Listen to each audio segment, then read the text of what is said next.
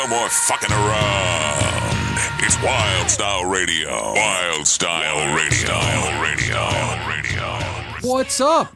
And welcome to the Stand Up and Shout Rock Show. Coming to you live on a Wednesday night from Salisbury Center Studios in Manassas, Virginia, on the Wild Style Network.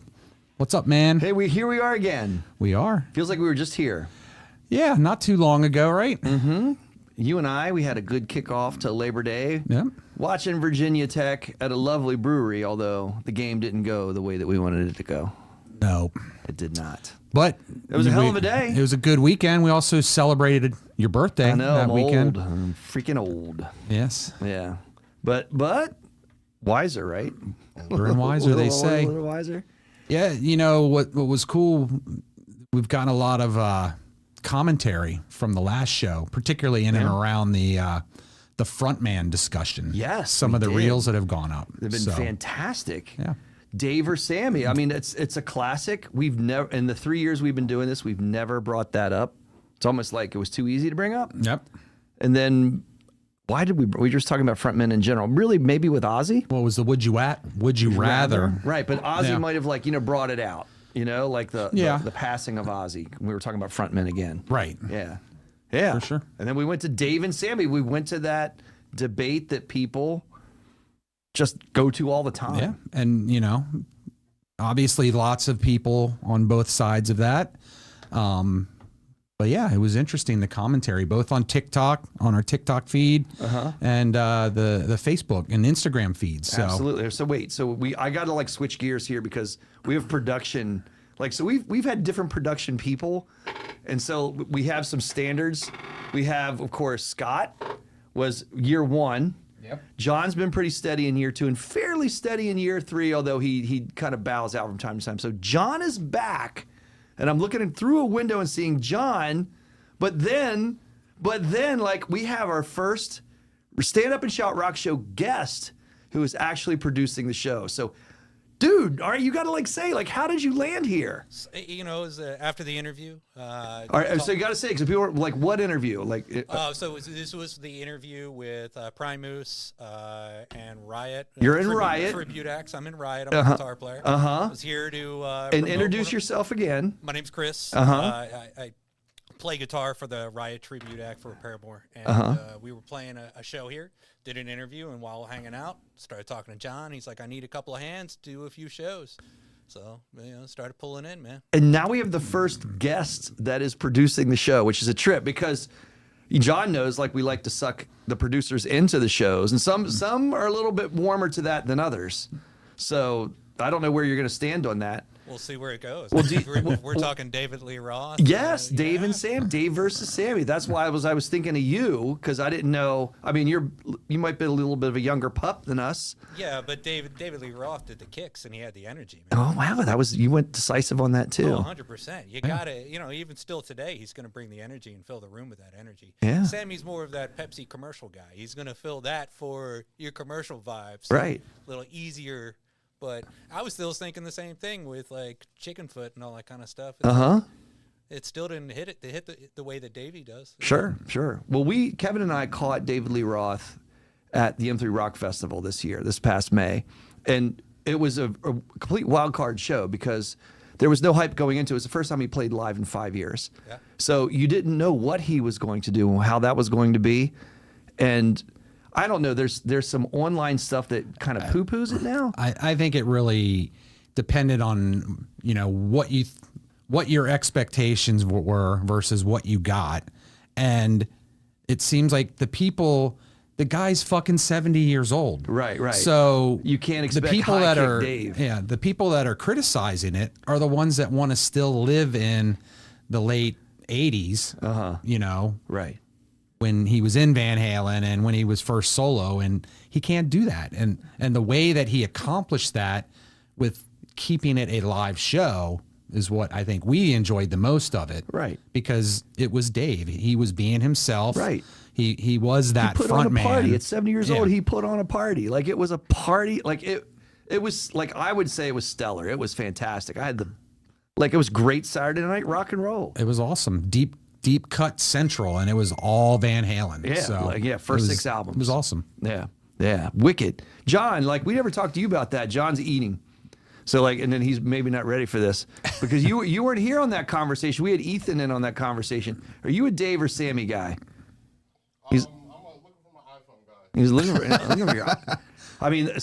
He's got to Google it. We've had that conversation. John said he's looking for his iPhone, so it's iPhone versus Android. Are you not gonna? Because John likes to AI shit.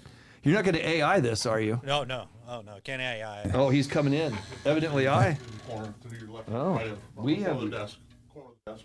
Oh, that corner of the desk.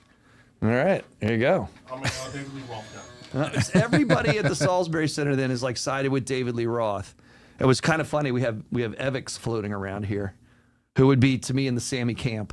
Nobody's really like fully defended the Sammy. We'll have to lock the door. There's a lot of comments though to bring up what you were bringing up earlier. Yeah. In support of Sammy. So For sure. he Yeah. has his army. But and I think for the same things we've said, well, the next question we'll ask you, Chris, is Team Dave or Team Metallica? But that's a hell of a jump. yeah. But so it's Van Halen was still great when Sammy came in, but it was different. Right. And a lot of the people that in their comments, if I want to kind of paraphrase most of the theme, was, they were both great. They may like Sammy a little bit more, but Right. it certainly was a different type of band. Absolutely. At that time. Well, people label that Van Hagar, right? Like I Right. think that's why because we talked about that with Alter Bridge and Creed. Right, yep. And like comparing those two frontmen, a band that changed just the frontman, but then were willing to change the name of their band. Correct. To address the change of the tone of the band. And that's what you, to me, have with Van Halen. They're great bands, but there are two different bands. Right. Well, and kind of talking about that commentary, that discussion also drew in a number of comments. Alter Bridge and Creed certainly did. Both that part when we discussed that, and then the previous show when we were talking about underrated bands. Alter Bridge got a lot of commentary on those reels. So it'd be good. What I'd like is, clearly we've got a lot of people that are checking out the pages and commenting on that, but getting that conversation going in the live As if they're watching right now. Yeah. Yeah, right. And that really kind of happened to some degree. Sure. Last few times. But Yeah. we'll see how this goes. See how tonight goes. Yep. Exactly. All right, man. Well, then that's that. Yeah. You got a Paramore guy. I love it. Have you done any other tribute bands? No, I never did a tribute band. I was in an original band for numerous years in the Northeast, based out of Philly. Okay. Yeah. Yeah. Excellent. Like a pop punk or No, we I were would doing probably- like a hard rock, prog. okay. I think we talked a little bit about that on the interview, but yeah. Yeah. Nice. Well, welcome. Thank you. That's exciting. You're welcome to chime in anytime. Because tonight, I don't know if you saw the slides of John. I usually share the slides. No, I got to hide it. I got to be as surprised as everybody. Oh, okay. All right. And I appreciate it. So Kevin and I we always do this segue. We always say this. When we call this format bottoms up, when we rate certain things, and we rate usually a top 10 in a top 10 format, and we go from 10 to 1.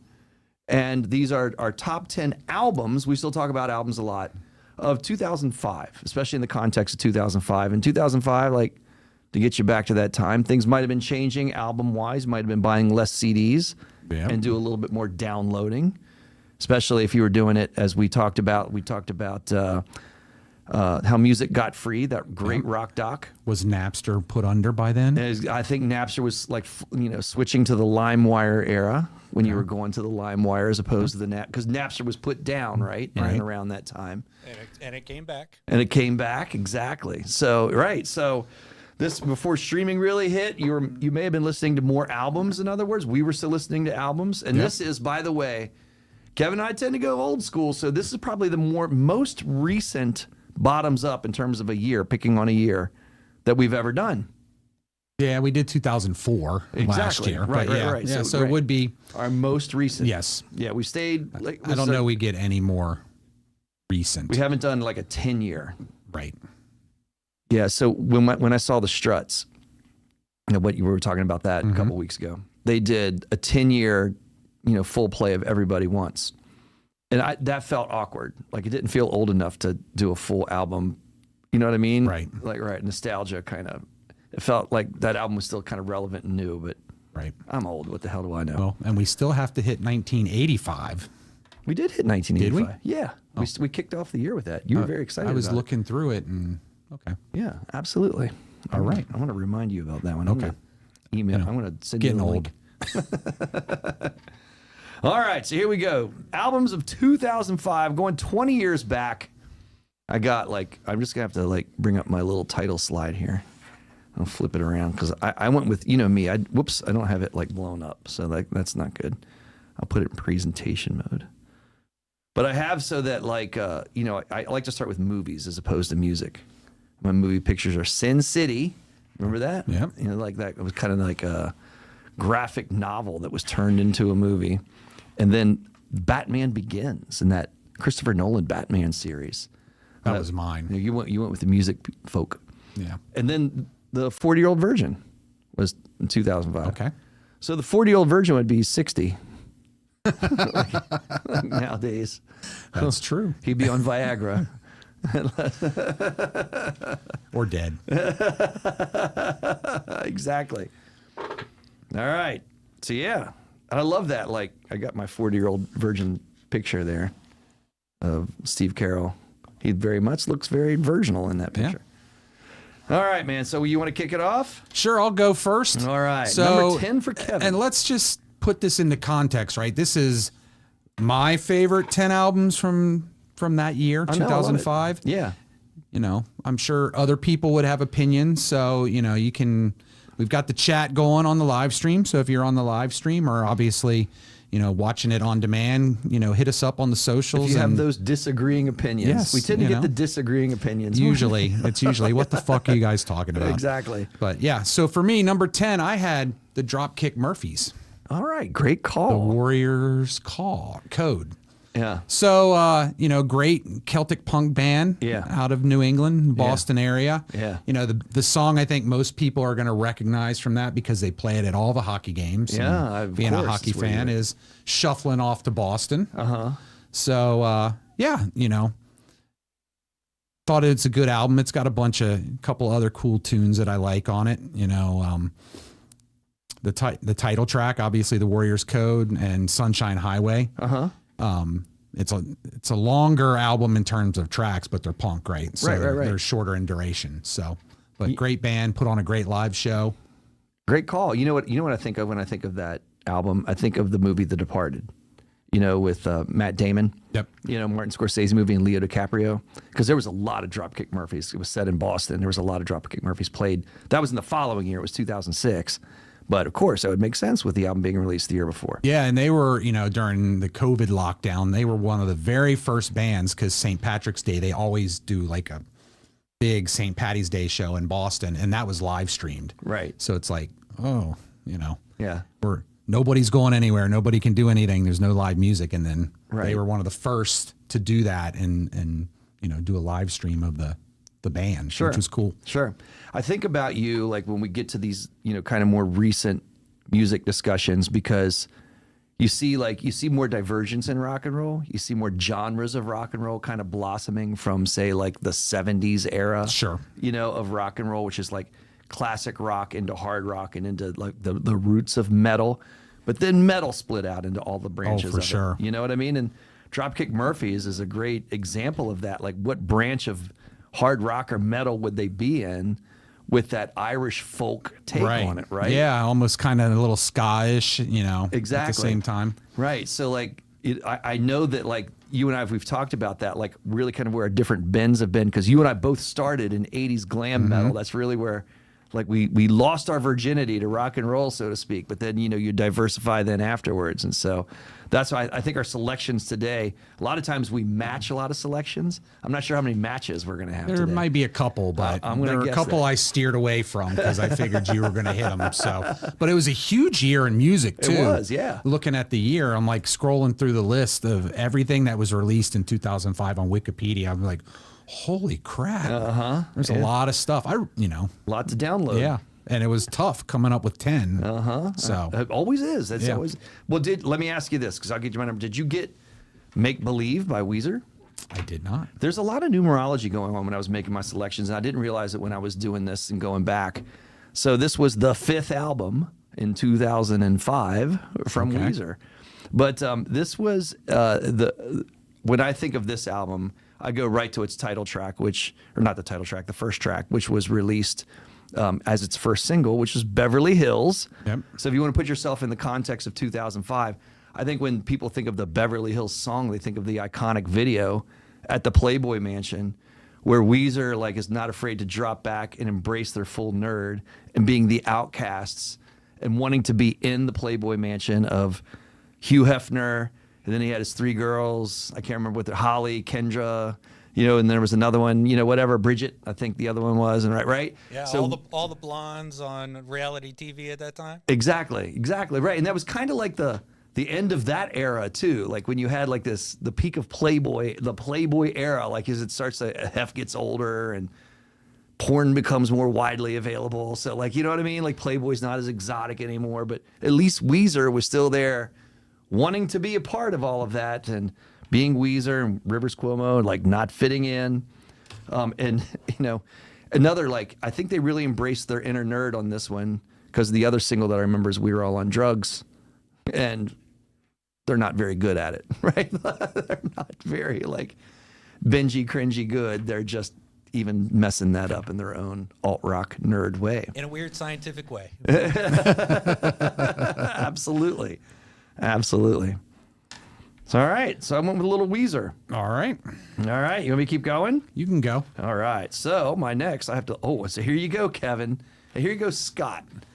We debate this band so hard in this podcast. And this could bring up comments. You're talking about comments. Yep. I went with all the right reasons with Nickelback as my number 9. You're smiling and you've already made a reference to Nickelback. I'm willing to guess this will probably be the only thing that's matching agree? all We even day. match it on the same number? Yep. All right. So I love it. So yeah, little Scott, this is the one time I'm going to pump your tires. I'm shocked. I thought when I was making my selections, I have less of a problem with Nickelback than you do. So let me. Yes, I like to pick on them because everybody picks on them. It's kind of like the Winger poster. Sure. And Winger getting picked on by Beavis and Butthead. And Metallica. Yeah, and Metallica. Lars Ulrich throwing darts at Kip Winger. Yeah. But, this is the album that I think is what caused all of this shit that Nickelback gets. So that's why it was controversial for me to even put it on my top 10 list. They had like what was like 7 times platinum. Right. This album. Yeah, you can't argue with the success of the album from the pop side of things because it was huge and definitely was at the top of the album charts that year and sold millions and millions of records, Photograph, Rockstar, all the songs that everybody knows Nickelback by. I hate the song Photograph. I hate that ballad. So I'll say that. So like anybody is it because it was every time you turned the station it was playing? Yes. Yes. It was just so overplayed that's the reason, that's the hate for it all. And I just like those lyrics were so just sickening, like saccharine simple. Like look at this photograph. Every time I do it makes me laugh. It's like The Unforgiven. Like did a 10-year-old write that? But then I love Rockstar.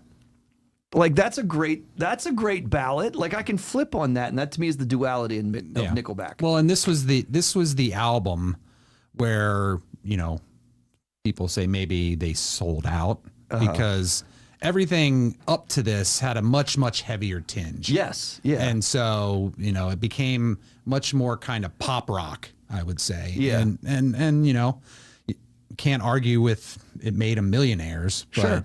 It's not what they were, what they were putting out. So like Silver Side Up, the first couple albums, I really liked Nickelback. Right. But when, Did you get that? Did you re-record that? Yeah. Kevin just said that he really liked Nickelback. It's that radio thing, right? Every time you turn it on, that song's on the radio. Right. Or I don't even know if MTV showed videos at this time still, but this video would have been on MTV every hour. I absolutely remember that video. Absolutely. So it would have been like, I'm done. But I mean, like it's kind of the duality of Nickelback. Like we pointed at least the 2 songs that I'm pointing out: Photograph versus Rockstar. And Rockstar is a bit of a ballad too, but it's satirical. That it really is all about the perks of being a rock star is really what he is saying is not a perk of being a rock star. And a lot of people never got that. They think that that's a serious song about being a rock star, but it's a satirical song. And in that way, it's better written. It's not, there's no satire whatsoever in Photograph, and it's so bland, like as a ballad. For me personally, look, I know there's a lot of people that love that song, so no offense, but with that, obviously there's a lot of people that love this song because it climbed the charts in an insane way. But yeah, but that's why I think that like you have such a split reaction, with people on Nickelback specifically. I think like this album and those two songs Correct. like, hit right at that. Yep. That's funny. It's funny that you have it at 9. Well, I wasn't putting it any higher. Well, right. And, I mean, you mentioned Nickelback like right out of the gates as Yeah. we started talking, so I wasn't sure where that was going to go. And then boom, here we are. Yep. I love it though. All right. All right. So I'll go. So my number 8 Okay. is I had Wolf Mother. Oh man, that's such a beautiful album. Yeah. Solid album, Australian band, was their debut. So, Okay, so here's where I wrestled. I wrestled with a little bit on this album because of the release dates. I almost went with 2006 because I think that was when it was released in the U.S. It was one of these things like 1984 with Van Halen. Right. So like I think there was definitely an Australian release of this in 2005. I call it a 2005 album. So I'm going to agree with you. I'm not Right. going to like call a technicality on you. Sure. But that's an amazing fucking album. Yeah. Yeah. So I'm. Yeah, and obviously, everybody knows Joker and the Thief. Of course. Was in The Hangover. That's it. so. That's what people always say that to me because I love Wolf Mother. I'm going to talk about Wolf Mother, and so when I get there and people are like, I've never heard of Wolf Mother. I'm like, you see The Hangover, and then it's Right. like, and then you've heard like Joker and the Thief like 1,000 times like through that movie. And for some reason, being a big Caps fan, they Yeah. were before Hangover. They were playing this, so the That guy, riff. yeah, That riff's a the hell of a guy hook. that does the music there has a very more rock tinge to what he's playing, and so before that kind of blew up, they were playing that Right. at Capital One Arena. So Sure. cool riff. Cool. All right. What are we on? Are we on 7? 8. 8. We're on 8. Okay. I don't have them numbered. I just have With Teeth, 9 Inch Nails, which to me is the last great 9 Inch Nails album. Sure. I like, of course, Pretty Hate Machine and The Downward Spiral far better, but I do love this album. It's a little electronic, like it's not that, Trent Reznor's are been known for just straight instrumentation. So like there's those pieces to it, but like I think this leans more heavy on the electronics. And Gavin Evick is in the house, and Logan Blake is also in the house. I see some like hair flying around the corner, a full flip. I love it. All right, good to see you. Maybe we'll talk to you later. All right. So yeah, so I go with that. I could, because I love 9 Inch Nails. I just freaking love that band, like again and again, or Trent Reznor and whoever he hires, to be a part of 9 Inch Nails.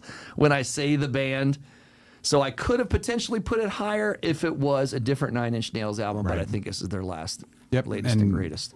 I like it. I knew that was likely going to be on your list. So. Oh, so you don't have it at all on there? Wow, I'm surprised by that. Yeah. I mean, I know you're a fan. Yes. Well, I'm curious to see what you have then. By the way, is this like in the terms of the numerology piece? I'm looking it up. Oh, it's their 4th, not their 5th album. I want to be sure I had that quoted correctly. All right. Next up for me, Gojira. I was wondering if you're going to have From that. Mars to Sirius. Well, that was yours. New guy. Third album, very interesting concept album, heavy stuff. This was actually, they built their own studio that they record out of now. So this album was started in another studio, but they ended up doing the bulk of the recording and tracking in that new studio in France. So. Right. And this gets into something when we do these countdowns, then versus now. So I don't have that album in because I was really kind of almost putting myself more in the context of what I was listening to in 2005. And so that album doesn't feel like 2005 to me because Gojira is more of a recent discovery for me. Yep. So like that's why I wrestled with that because I had that there and I was like, I kind of stuck to where I was in 2005. as opposed to putting that. So even when you bring it up, Right. I'm still surprised to hear, with as much as we talk about them now, that they really were relevant back then too. Sure. Well, obviously they weren't huge for me back then either. Most of what is in my top 4 is probably what I listened to almost exclusively that came out in 2005. Sure. So aside from older stuff. So yeah, there's a little bit of stuff that is probably newer discoveries for me, but or had started. Gojira is definitely newer, but some of the bands on this list are things that I maybe only listen to just a little bit. Sure thing, Joe. No, I get you. All right, you gonna keep going? You want me to go? You can go. All right. So now my number 7. Give me Fiction from an indie rock band. I'm not sure, Kevin, if you even really are into them too much. Spoon, out of Austin, Texas, and a great indie rock band. A very melodic sound, especially for an indie rock band, and also a lot of guitar in indie rock. Because especially nowadays, if you mention indie rock, you're going to go to a synth sound, and that's never been Spoon. And I always associate them with almost like an Austin feel. So if you've ever been to Austin, you see the great live music that's readily available by any local band in that scene. You see why Spoon is a lead, right? Like they really are excellent in that sound, coming from that almost like Subset, almost like a Seattle sound, Right. like in the grunge era, Sure. kind of deal. But their biggest single, I Turned My Camera On, I feel like that has been in probably more TV shows as opposed to movies. So I feel like as a single that's recognizable, but it's not necessarily heavy. This is probably like my poppiest selection, although I would not call this a pop band. And you're not going to get like any traditional classic distortion, from anything from this album. But again, it's great guitar-based rock with more kind of a clean electric rock sound to it. So yeah. And I think this is album number 5 for them. It is another 5th studio album. So I feel like in that way, that's the middle of the decade. And I guess for some of these bands, it's the middle of their career.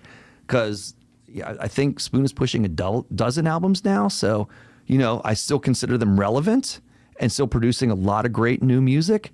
This just happened to be a part of that journey. All right. All right.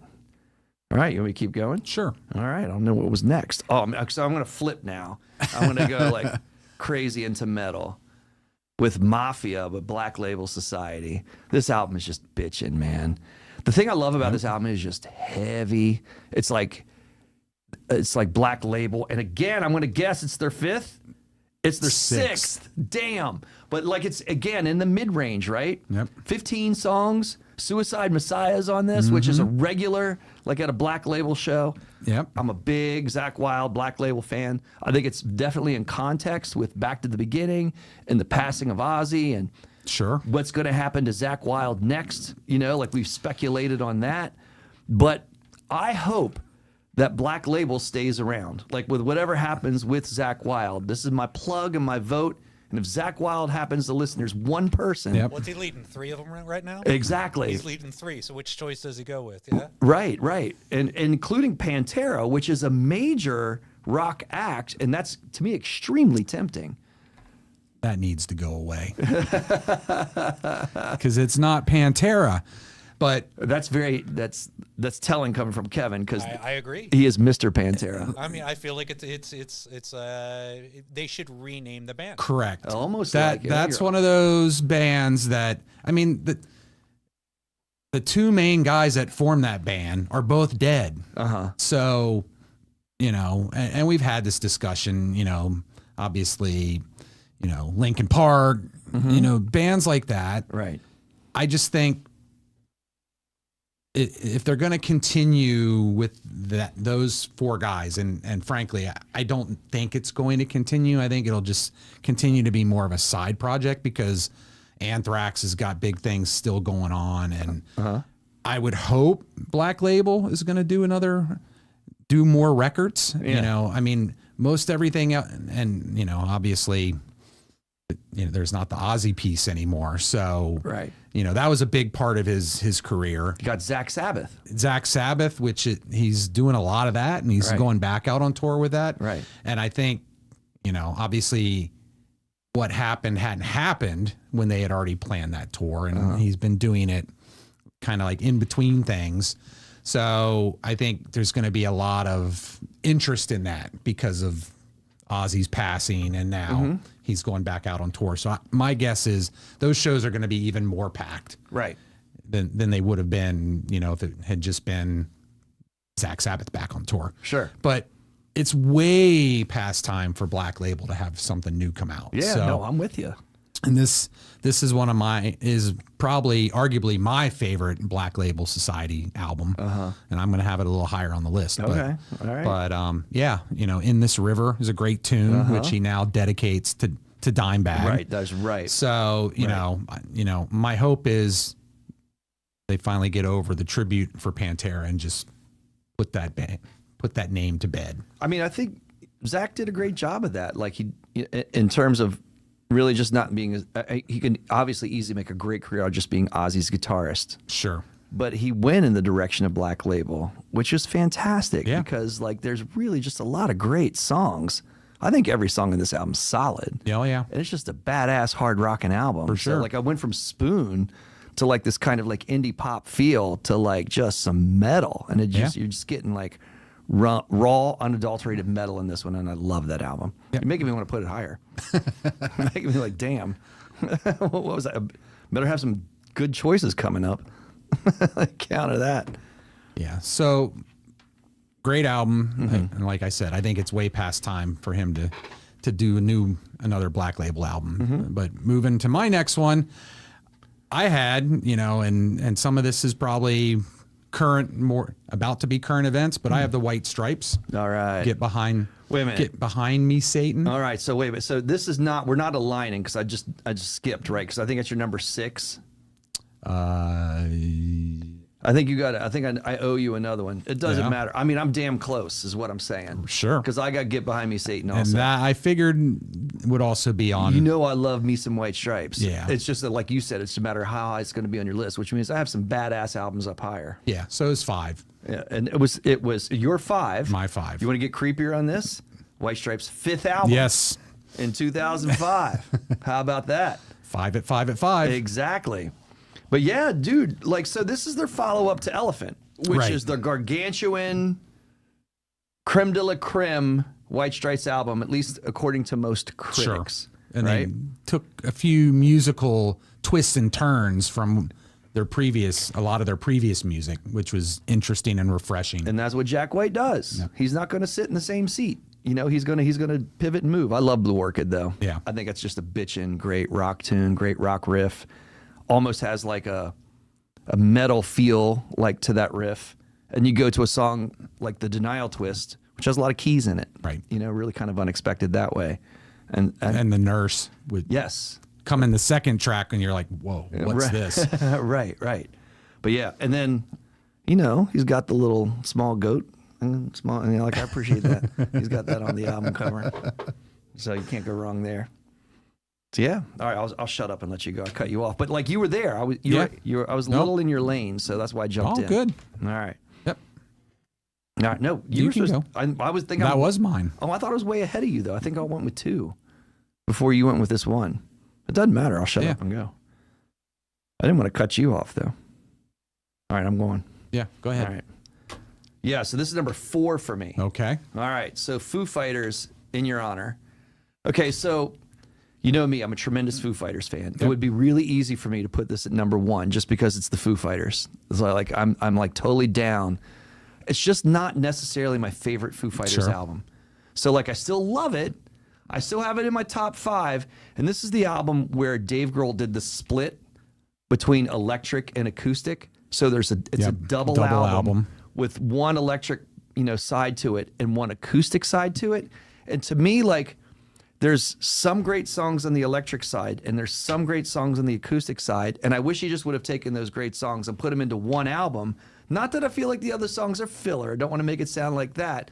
But there, to me, is a great album between those 2 albums. You can kind of see the painstaking approach that bands will take to kind of filter down the songs that they have so they can get to that place. And I remember at the time, I felt like I saw an interview with Dave Grohl that acoustic album was really stemmed from a Howard Stern appearance where he did Everlong for the first time as an acoustic song.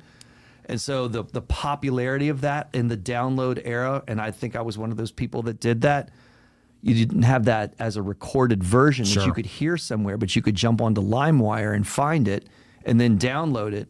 And then that became the version of Everlong that was more passed around than the electric version that was originally recorded in the color and the shape. And so that's where maybe he was inspired to like take that approach. But I love the opening to this album, the In Your Honor, and it's just a bitching opening to the first two tracks. And on the electric side of that like gets you fired up, that gets you going. DOA is a great song. Yep. So I think there's more cohesive Foo Fighter albums, in other words, but I'm not going to say that this is a bad Foo Fighter album. Sure. And I just, in other words, that's why I don't, you know me, I'm always talking about this band. Yep. That's why I don't have them at number one, but I do have them with a lot of love. Yep. Well, and they are at the top of my list. Okay. So, all right. So a little bit more crossover than I thought we would have, but there's some surprises like with this that I feel like there's some things that I would be expected to put higher that you put higher, you know, and almost vice versa. Yeah, but I agree. Like the first 4 or 5 songs coming out on the first disc were just amazing. You know, No Way Back, and then obviously Best of You, which is one of their most popular songs. So, just a great album. All right, so I guess I got a couple to catch up on. All right, I got 3 left.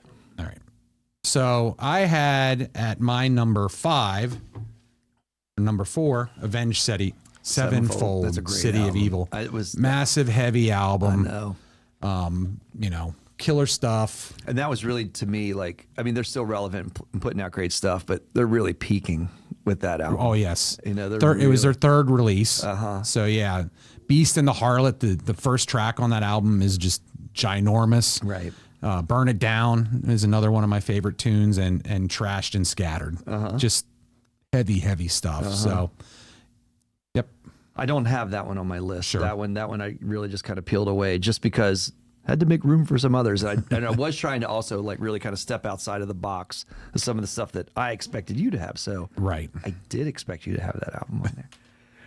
All right, want me to go next? Sure. All right. Number 3, the last and the second album from Audioslave, from the immortal Chris Cornell, Out of Exile. I believe this album, I know that it was nominated for the Best Hard Rock Performance the following year in 2006. And I believe this was this higher charting than their self-titled debut, the first album? I believe this was. I think it did, which was interesting because there were so many great songs that were singles off of that first album. Right. But yeah, I think it got a little bit higher. Right. And Be Yourself was, to me, the one that, the song, the track that really drove this album's popularity. And it gets to, like, as we were talking about Soundgarden through the year, and we're continuing to talk about Soundgarden, when I see people now listen to anything from Chris Cornell, and when I say people, like anyone that wasn't around during our time to see kind of the emergence of Soundgarden, they go to Audioslave. Like, that has been the legacy almost in some ways of Chris Cornell in a surprising way. And I can see the same kind of folk listening to Rage Against the Machine. Right. But it's Rage Against the Machine and Audioslave. And then, like, you kind of realize there's this stuff that Soundgarden put out, and even solo stuff that Chris Cornell put out too. Right. Well, and it was just such an amazing band because it's 3/4 of Rage. Right. And it's a completely different feel and dynamic. And we could have brought that up in terms of frontman also. Like, absolutely. In that same way as Alter Bridge and Creed, a band that replaced its frontman and then renamed itself because of that change. Yep. Yeah. But yeah, I mean, anything Morella touches is just phenomenal. Right. So, and Doesn't Remind Me was another great tune off of that album. That was also my number 3. Okay. Look at that. Look, damn, man. We were on in a little more lockstep than maybe we thought. Stunned, actually. But yeah. And then going back to what I had at number 4. Okay. I had I knew you were going to have that Angel of Retribution. The Priest. This was phenomenal. It, speaking of 5s, Rob it Halford was Comes their Home. 15th album. Oh, there we go. But yes, Rob comes home after what I thought was a great stint with the band Fight. Yep. You know, kind of Painkiller was taking them in that much heavier direction for Priest. Yeah. And then whatever happened. Right. And then he went off, and you know they brought in Blaze Bailey. And he put out a couple of Fight albums that were just phenomenally heavy thrash. And you're like, oh wow! And then they come back, and then this comes out. Sure. And just took Painkiller to that next step. Right. And you know, which was also the penultimate, because the next album that came out after that was KK's last. Right, And then yes. Glenn left. So Yeah. you know, they were That's a kind good of, point. you know, after almost a 12, 13 year gap of not being together, you know, it was like they hardly missed a beat. And I remember hearing this in 2005, and I remember thinking, like, that's Judas Priest. Not that, like, anything, like, everything that you're mentioning in terms of the split and what the Right. band did, what Judas Priest did in the split and what Rob Halford did in that split was not to say that was bad. You know, they Right. were putting out good stuff. It just wasn't Priest, right? Like, they didn't have that mix and they didn't have that feel. And that, when I first, like, dropped that in, because I think I did buy the CD, and I threw it in the old CD player, like, of those days, and, like, the opening riffs, you know, kicked into the first track, I'm like, yeah, there they are. Like, that just feels like Judas Yep. Priest again. Yeah, Judas Rising. Yes, and that, like, has a ripping Halford scream. Yep. You know what I mean? That, like, just reminds you that he's there. For and sure. it's real. Yeah, and you know, and I don't know that they had quite the same amount of commercial success after he left. Right. But this one, it debuted at number 13 Right. on the Billboard 200. So, you know, it was right back, and the Priest is back. Right. Yeah. And Demonizer, another great song off of that Oh, album. yeah. Awesome stuff. Yeah. Yeah. Nice call. Look, I milled it. That one just didn't make the list. Sure. All right. But like I said, I had the feeling that was going to make yours. Yep. All right. My number 2, getting down to the deuce. Not the fourth or the fifth, but the fourth album from one of the great bands and loves of my life, Queens of the Stone Age, Josh Homme. I always want to say home, but I hear different enunciations of that, so hopefully I'm saying that right, Josh. So like, yeah. So this followed Songs of the Deaf, which Dave Grohl played on, and got, like, to me, like, higher critical acclaim than this follow-up to that album. But in some ways, I like this album better. I feel like there's stronger singles on this. A track that I still listen to that I appreciate live when I see Queens of the Stone Age, although they're harder to see live, is In My Head. So, like, that's just a real catchy groove tune from Queens of the Stone Age, and Little Sister. So, like, and the other thing that I remember about Little Sister, specifically from this time period, was this was around the time that Saturday Night Live and Will Ferrell did the cowbell sketch, like the famous, like, from Blue Oyster Cult, like, Right. Fear the Reaper and Gotta Have More Cowbell. Got a fever. Yes, exactly. And it was after that sketch, maybe several years after that sketch, that he hosted SNL in probably 2005, maybe into 2006. And Queens of the Stone Age was the musical act. And he ripped those clothes right back on because that song incorporates a lot of cowbell. And there's Will Ferrell cracking the cowbell with Queens of the Stone Age, which was an amazing moment on Sure. Saturday Night Live. He just fit right in, and Queens of the Stone Age just played right through it. Like, they didn't even blink.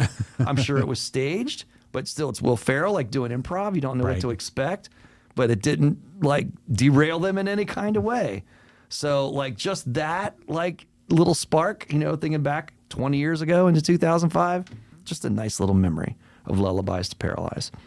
So I think, like, there's more catchy groove songs, like, in other words, in this. There's some, like, kind of off the beaten track, kind of feel songs like Burn the Witch. It's not necessarily. And Queens of the Stone Age can get there, right? Like, they're going to, like, mess with melody. They're going to mess with time and not take you to, traditional places, which is one thing I love about that band. Well, and they also recently released the EP from Something in the Catacombs, where they redid some of these songs, but down in the actual catacombs in Paris. Right. Yes. Right. Yes. Which is, a lot of those songs are perfectly fitting for that type of setting and recording space. Sure thing. Yep. Good album. I knew that was going to be high on your list, so I did not have it. But my other two we've already talked about. So my number two was Black Label. Wait a minute. Oh, you're okay. Yeah.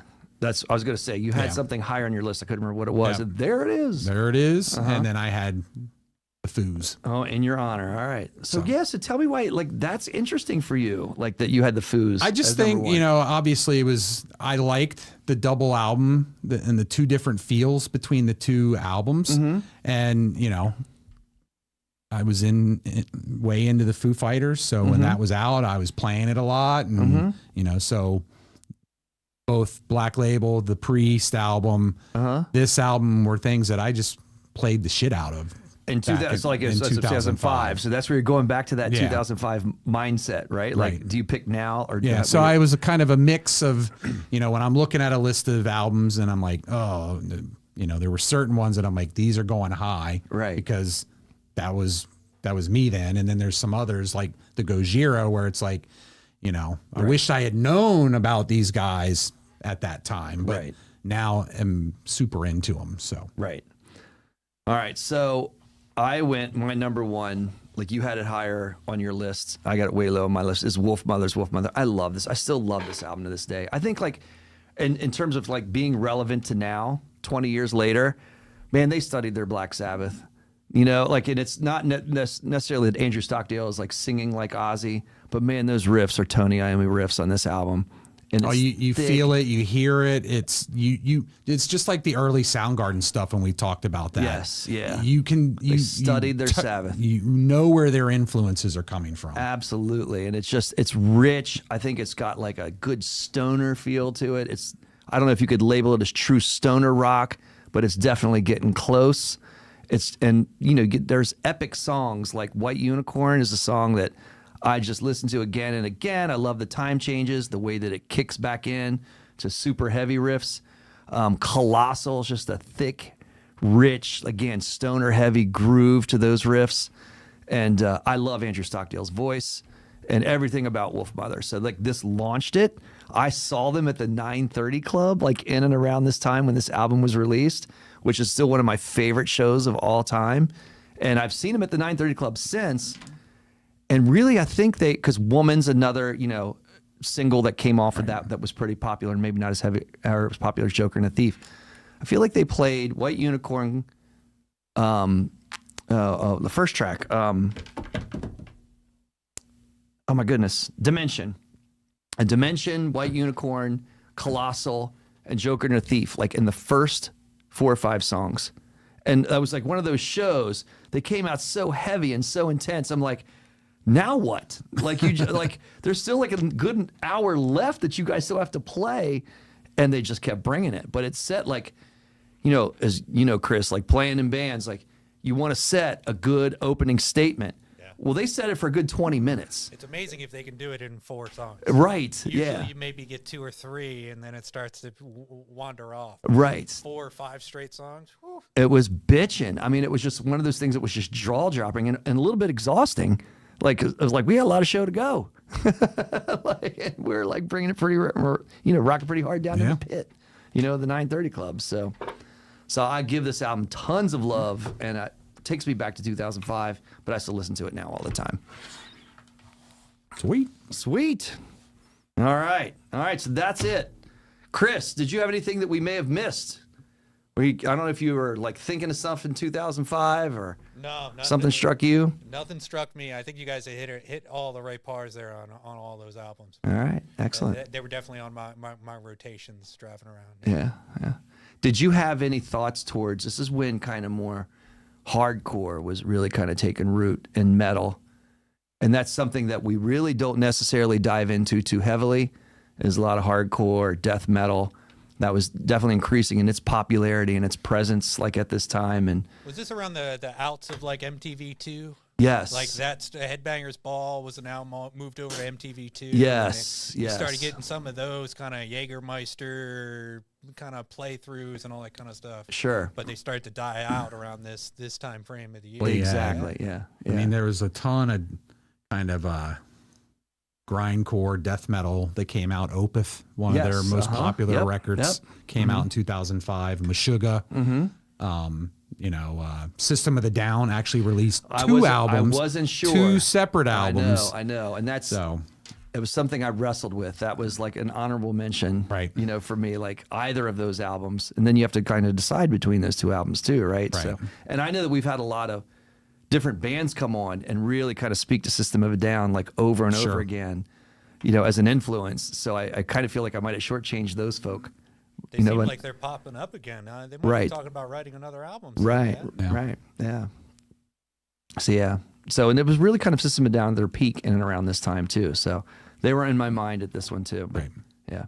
yeah. I know that you and I, we talk about that. Like rock really did kind of really diversify like widely in and around this time. So there's a lot to choose from.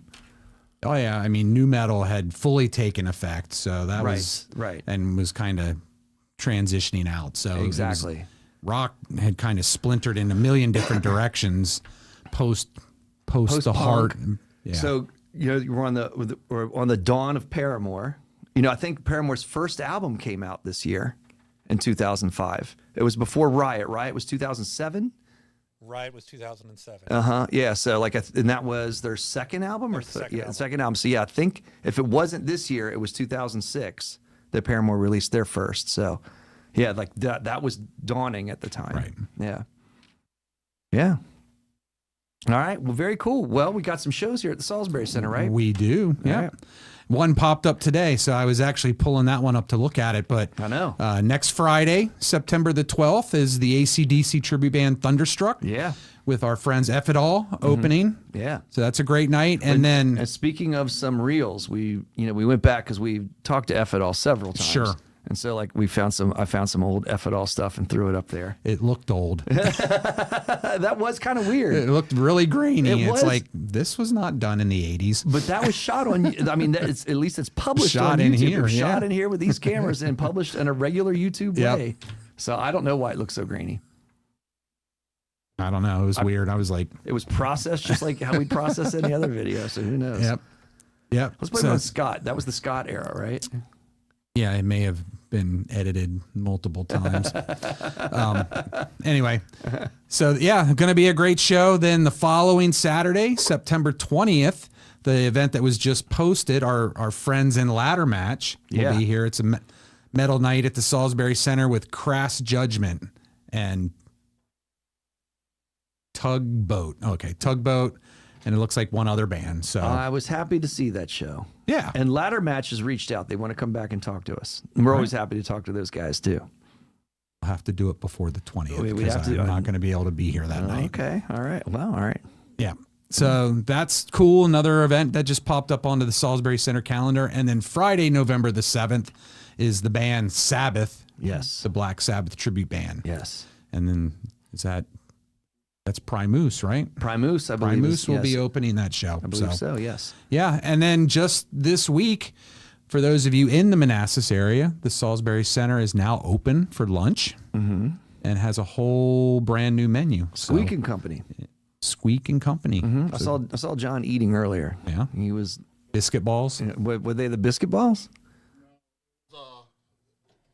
It was like cheese and it's like a steak and cheese on a stick. Oh. I got the menu right here. Man, like Lou is just rearranging all the regular foods. So I want those. There's these biscuits with white sausage gravy stuffed in the biscuit. I've heard it's like a chocolate volcano. It's I like said they should be called Manassas lava cakes. That would be my name for that. My Manassas lava cake. He didn't like it. I was thinking they were going to do like a little mac and cheese bowl kind of ordeal. That's what I was hoping. But I know. And you can come out and do the Kevin's got the menu. He's looking at the menu. you can come out and do the hot wing challenge And there's a hot wing challenge, and they're opening for games on Sundays. and Thursdays. And Sundays and Thursdays. So if Yes. you want to get your NFL fix, bring back notebook wagering. That'd be a natural podcast for the Pretty extensive menu, games so at the definitely come on Salisbury. out. It is a big menu. You put on the glasses for that, Kevin. You must have got Yeah, serious. there's no way I was going to read it without them. what threw me was how much it costs for a restaurant to get the NFL Sunday ticket. Oh, really? Like an insane amount of money. Oh, yeah, Like tens because- of thousands. Like Because then you can show any game. yeah, Oh. but then you like that's not for all the games. Like it's only certain days. Like you have to buy. It's wild. Right. It's really eye opening. Apparently they send out people to try to catch people bootlegging it, and I guess the fines Sure. pretty- Well, for that much money, absolutely. Yeah. Well, damn. All right. But it's not. It's Squeak and Company. Squeak and not Company. Squeaks and Company. Not Squeaks. No, No, no no, Squeaks. but Squeak is an actual person, just like the other Squeaks is a different person. Eeks and Squeaks. Eeks and Squeaks. Yeah. And don't forget your shirts. We got Stand Up and Shout Rock Show shirts at getwild.com. Holidays are coming, baby. That's right. Holidays are coming. You can look beautiful in your Stand Up and Shout Rock Show attire. Just like this. Exactly. It's red. You got some holiday red in there. You fit right in. Yep. Yeah. Great at a Thanksgiving dinner table too. Anything else? That's it, man. We did a pretty good run there. When's Riot's next gig, Chris? Yeah. Let's do a little promotion. Well, we're supposed to be talking about doing something possibly here, but it's to be announced. Okay. Oh, look at that little teaser coming from Chris and Riot. Right. Great. It was a great night. Speaking of which, if you need to see Riot, we posted, and I can't say we just reposted what your production man did, Alex Van Stone. He basically posted your whole show here at the Salisbury Center up for the world to see on YouTube. And we, of course, reposted that playlist. So that is on the Stand Up and Shout Rock Show social media. So you can find it there. So if you want to see Riot and get a little taste of what you would see live, that's a great place to start. Yeah, so I'm glad you brought that up. Awesome. Yeah. All right. Yeah. All right, then. I think we're good. All right. All right, Chris, take us out. See ya.